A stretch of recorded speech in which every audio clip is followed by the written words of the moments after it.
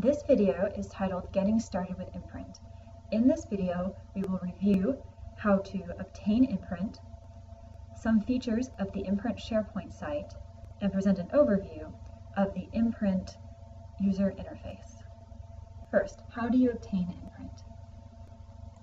To get a copy of IMPRINT, go to the Army Research Lab's IMPRINT website. To do this, you go to www.arl.army.mil/imprint. When you've done that, you will be presented with this web page. It presents an overview of IMPRINT, explains to you several components of IMPRINT, and then tells you who is able to download IMPRINT. IMPRINT is available free of charge to U.S. government agencies, U.S. private agencies, U.S. government agencies, U.S. private industry with U.S. government contracts, and U.S. colleges and universities that are working in human systems integration. In order to get a copy of IMPRINT, you will need to download the two forms that are presented at the bottom of the screen.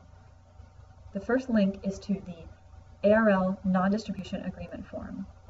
This form basically says that you will not distribute any of the executable files that you are presented from IMPRINT. If somebody else you know would like to have a copy of IMPRINT, you should have them come to IMPRINT and to this IMPRINT website and download these forms themselves.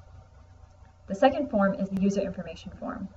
This form provides basic information about yourself and, most importantly, enables the IMPRINT team to provide you with access to their SharePoint site.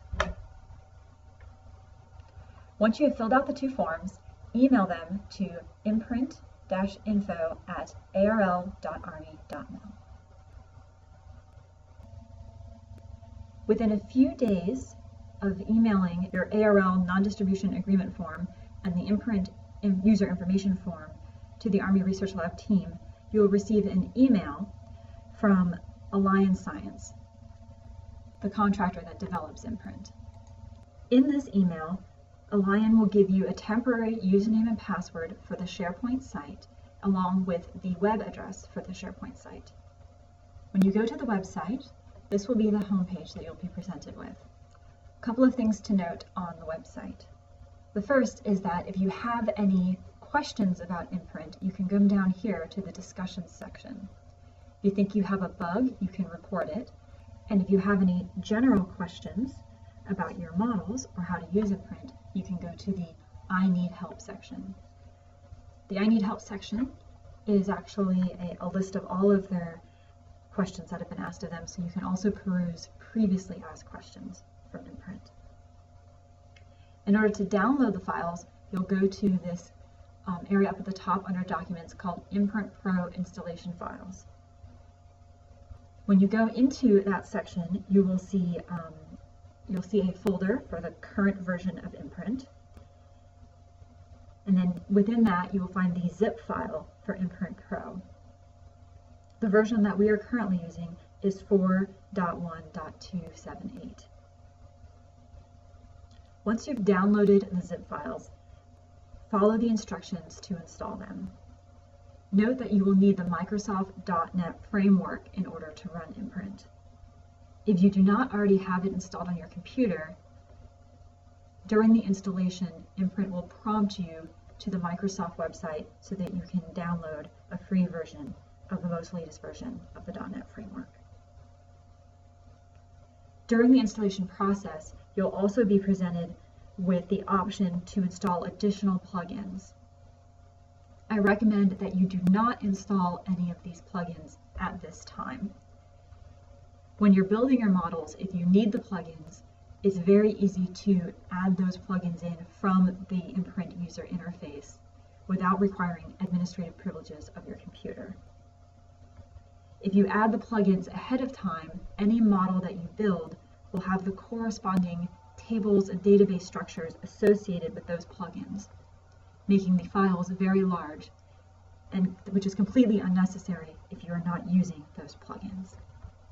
Once you have opened IMPRINT, you'll be presented with this interface. I'm now going to point out the different sections of the IMPRINT interface. Up at the top, you will see the IMPRINT title bar, That will contain the name of the current imprint file that you have opened. Right now, it starts off as the default of untitled.imprint. Note that all imprint files of the current 4.1 versions save as a .imprint file. You'll see that there is a menu bar with the traditional file system. You'll see that there's a toolbar with quick icons to commonly used features. And then you'll see that there's an analysis tree on the left-hand side. It will start off not expanded, and you can hit the plus icon to expand that particular analysis tree. You'll notice that right now there's the warfighters module, and under that, operators, maintainers, and supply and support personnel. You can use the mouse to drag the frames to different sizes. The main section in the center of the window is the network diagram area.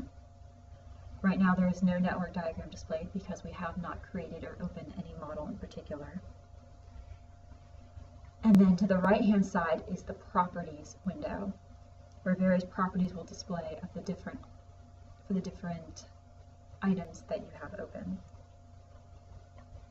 And at the bottom of the screen is the output window. The output window will provide you status updates as you're running your model, provide you information that you request based on the code that you have in your model. It'll let you know if there are errors in your model when you try to run your model. And down at the very, very bottom is a message bar. The most useful information in the message bar is the total number of runs that you are trying to run, the current run number you're on, what random number seed, and the clock. That will help you figure out when you're running your model where the imprint simulation currently is in the process. Note on the analysis tree window, down at the bottom, we are currently on the analysis tree tab, but there's also a palette tab and a Windows tab. You'll mainly be working in the analysis tree tab and the palette tab. You'll notice on the output window, there's also a variable watches tab, an event queue tab, and a search and replace tab. You can use the variable watches tab and the event queue tabs when you're running your model in order to keep an eye on various variables and events.